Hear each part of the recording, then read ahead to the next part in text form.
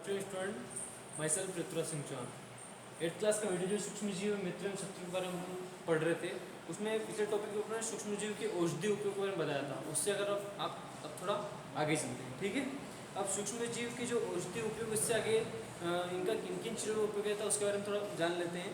तो पशु आहार और कुक्कुट आहार, मतलब कि जो छोटे जो जीव रहते हैं, जैसे कि मुर्गी है, छोटे, इनके आहारों में भी क्या होता है, सूक्ष्म जीवों का उपयोग किया जाता है, ठीक है। और इसका उपयोग इसलिए अपन इसमें क्यों करते हैं, क्योंकि सूक्ष्म जीव जो होते हैं वो पशुओं में क्या करते हैं, जो के जो उनका जो जीवाणु रहते हैं, ठीक है, उनमें जो रोग होते हैं उनको रोग से बचाने के लिए, उनका सूक्ष्म जीवों को संचरण के लिए इसको सूक्ष्म जीवों का उपयोग सजीवों और जीवों में भी किया जाए, ठीक है। अब प्रतिजीव का उपयोग कुछ पौधों के नियंत्रण में, प्रतिजीव जो रहते हैं पेनिसिलिन, जिसका पिछले टॉपिक में पढ़ा था, तो प्रतिजैविक का उपयोग काय में, पेड़ पौधों में भी किया जाए, ठीक है। अब प्रतिजैविक के रूप में एक कॉलम लिखा हुआ है, आप बुक खोल के बैठे होंगे तो पेज नंबर आप 21 पे उसमें कॉलम ग्रीन कलर का उसमें कॉलम बना रखा है, ठीक है। तो आप उसमें देखिएगा, ठीक है।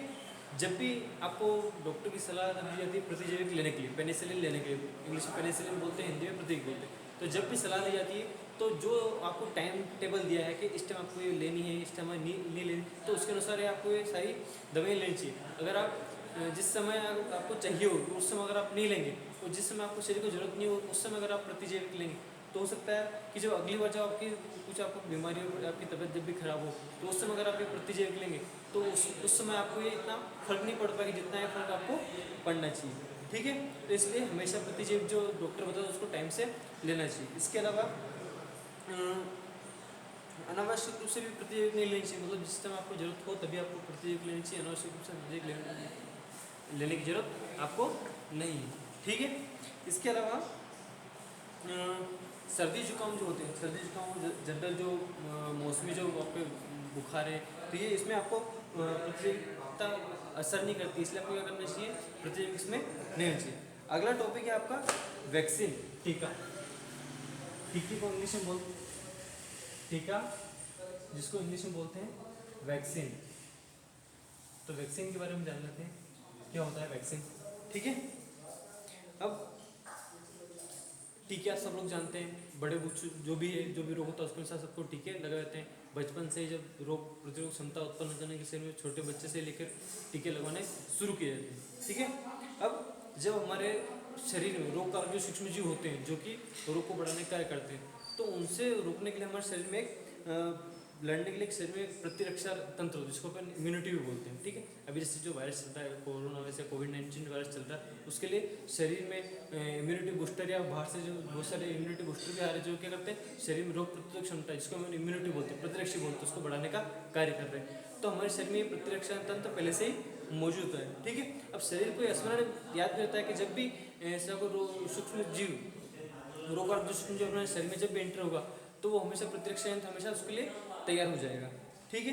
तो अब जब भी अगर मान लो कोई स्वस्थ व्यक्ति है, अगर स्वस्थ व्यक्ति के शरीर में अपन मृत सूक्ष्म जीव या कोई से भी रोगाणु जिसमें अगर प्रवेश करा देंगे, तो हमेशा वो प्रतिरक्षा तंत्र अगर शरीर में मौजूद रहेगा तो उससे लड़ने के लिए वो अपने उसको शरीर को उसके लिए तैयार रख लेगा, ठीक है।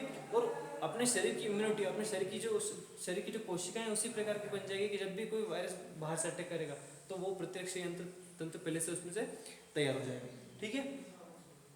अब इसी प्रकार से क्या होता है, जो टीके लगवाए जाते हैं, जो जिसको इंग्लिश में वैक्सीन टीका होता है, टीके का भी यही करता है। टीके की जरूरत कब पड़ती है अपने शरीर को, कि जब अगर अपने शरीर में बाहर से वायरस अटैक कर रहा है, सूक्ष्म जीव अटैक कर रहा है, और अगर अपने शरीर में उतनी इम्यूनिटी नहीं है, उतनी प्रतिरक्षा यंत्र अपने शरीर में मौजूद नहीं है, तो उस टीके को इसलिए लगवाया जाता है ताकि जो आपका शरीर है उस टीके से क्या करता है, वो प्रतिरक्षा यंत्र को तैयार कर सके, ठीक है। तो टीका उसी में कार्य करता है, ठीक है। एडवर्ड जेनर के बारे में बात करी गई कि एडवर्ड जेनर एडवर्ड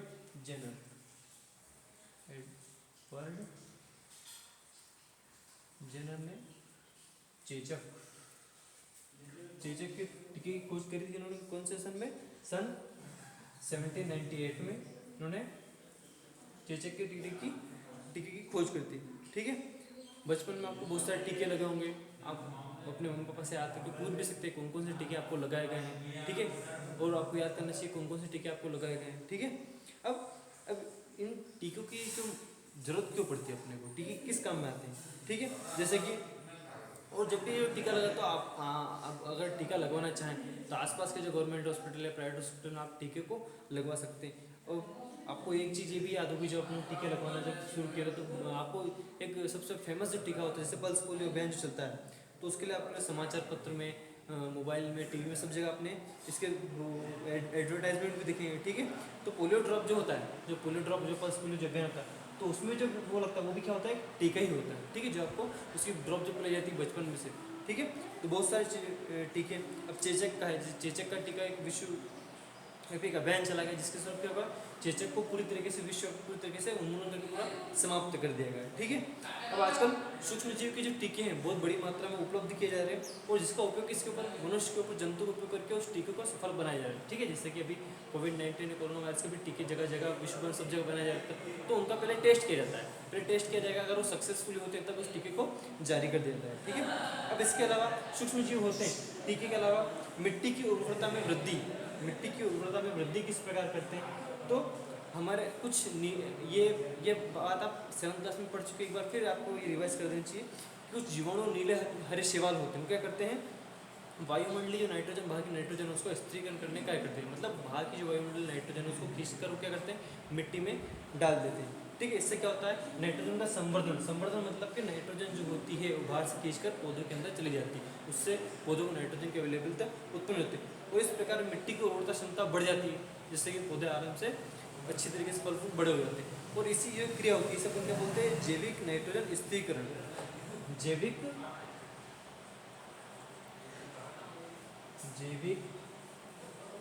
नाइट्रोजन स्थिरीकरण ये क्रिया कहलाती है, जब बाहर से जो नाइट्रोजन है उसका संवर्धन करके पेड़ पौधों में नाइट्रोजन दी जाती है। ठीक है, अगले पेज पर आ जाते हैं अपन, अगला टॉपिक पेज नंबर 22 पे। अगला टॉपिक ये सूक्ष्म क्या करते हैं, पर्यावरण की शुद्धि का भी कार्य करते हैं। पर्यावरण की शुद्धि का आप सोचेंगे कि पर्यावरण की शुद्धिकरण किस प्रकार करते हैं सूक्ष्म जीव, तो उसमें भी एक इंटरेस्टिंग चीज़ है पर्यावरण का शुद्धिकरण। तो टॉपिक में लिख देता हूँ यहाँ पर,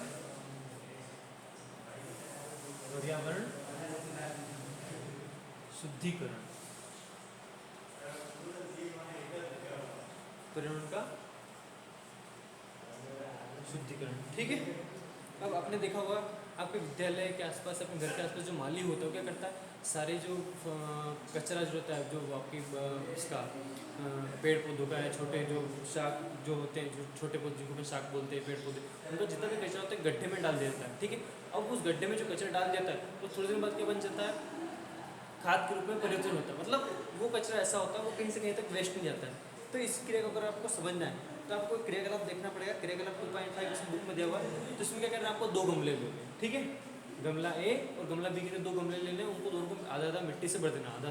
ठीक है, एक गमले में क्या करना है आपको, जो फल फ्रूट है, जो बचा कुचा उसके छिलके हैं या सब्जी का जो बचा कुचा भाग है, इसके अलावा जो पत्तियाँ हैं, तो वो आपको एक गमले ए में डाल देना है। ठीक है, और दूसरे बी वाले गमले में क्या करना है आपको, कुछ प्लास्टिक की थैली है, प्लास्टिक के कुछ टुकड़े हैं, कांच की जो बोतलें, उनको उसमें तोड़ फोड़ कर उसके अंदर डाल देना।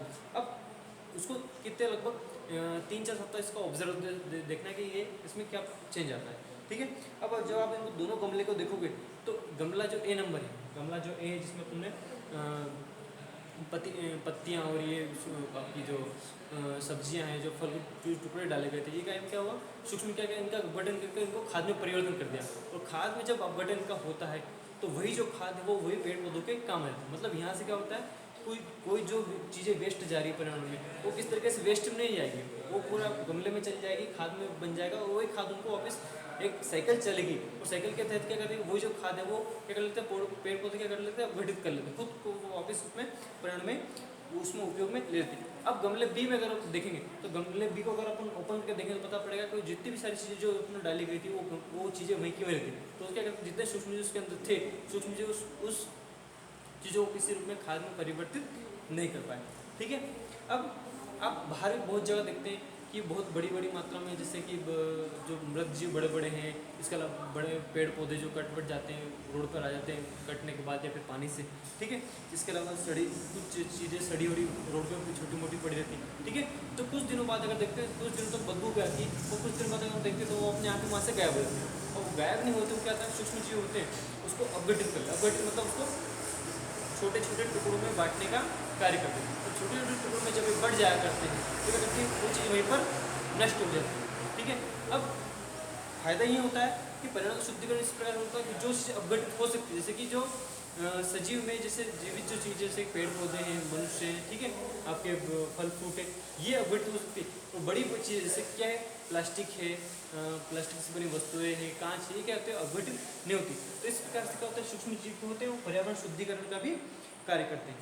ठीक है, और इस प्रकार हानिकारक और दुर्गंध रूप जो चीज़ें होती हैं वो थोड़े दिन तक अपन लगता है कि दुर्गंध आ रही है, पर थोड़े दिन बाद धीरे धीरे क्या होती है, वो धीरे धीरे गायब हो जाती है। तो इस प्रकार जो सूक्ष्म जीव क्या करते हैं, पर्यावरण शुद्धिकरण का भी कार्य करते हैं। ठीक है, अब इसका अगला टॉपिक है हानिकारक सूक्ष्म जीव। अभी तक अपन पढ़ रहे थे मित्र व सूक्ष्म मतलब अपने काम आने लायक सूक्ष्म जीव के कौन कौन से कार्य करते हैं। अब अगला जो टॉपिक आपका रहेगा हानिकारक सूक्ष्म जीव। ठीक है, इसको अपन अगले वीडियो में पढ़ेंगे। तो अभी तक जितना भी आपको वीडियो कंटेंट आपको जो भी अवेलेबल हो उसको ध्यान से देखें। कोई परेशानी अगर आ रही हो तो कॉल करें या मैसेज करें। ठीक है, पिछले जो लेसन है उसका मैं आपको क्वेश्चन आंसर भेज भी चुका हूँ, तो उसको अपने फेयर कॉपी में नोट कर लो और मेरे को उसकी पिक लेके फोटो लेके सेंड करें तो मेरे को पता चला किस किस ने निकले। और जितने भी बच्चे हैं जो अभी तक ग्रुप में ऐड हो चुके हैं और जो जितना कंटेंट अवेलेबल नहीं हो, जो नहीं है वो भी ऐड हो जाए, और जिनके पास सारी चीज़ अवेलेबल हो रहा है तो अपना होमवर्क टाइम टू टाइम करके सेंड भी करते हैं। ठीक है, और जो कार्य दिया जा रहा है कोई परेशानी आ रहा है तो मेरे को वापस मैसेज भी करते हैं। ठीक है, इस वीडियो को अच्छी तरीके से देखें। Thank you.